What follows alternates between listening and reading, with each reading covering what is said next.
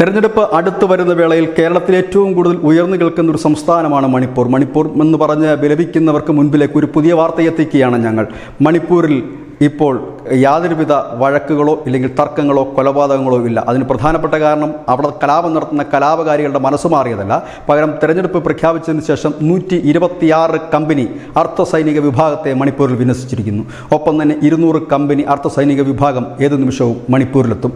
ഇതോടുകൂടി അവിടെ വാളെടുത്തവനൊക്കെ അളയിൽ പോയി നിൽക്കുന്ന അവസ്ഥയിലേക്ക് എത്തി.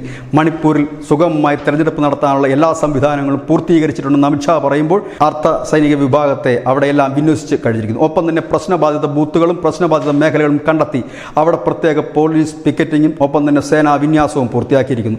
ഏതാണ്ട് 60,000-ഓളം പേർക്ക് വോട്ടിംഗ് നഷ്ടപ്പെട്ടവരുണ്ട്. ഈ കലാപ സമയത്ത് ഓടിപ്പോയവരും മറ്റും അവർക്ക് വോട്ട് ചെയ്യാനുള്ള അവസരം ഒരുക്കിയിട്ടുണ്ട്. ബൂത്തുകളെ കൃത്യമായി തരംതിരിച്ചിരിക്കുന്നു. അതിൽ 12 ബൂത്തുകളാണ് പ്രശ്നബാധിത ബൂത്തുകൾ.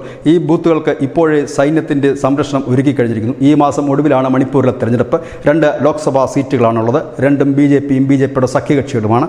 ഇത്തവണയും അതിന് മാറ്റമുണ്ടാകുമോ എന്ന് കാത്തിരുന്ന് കാണേണ്ടി വരും. News desk news India Malayalam.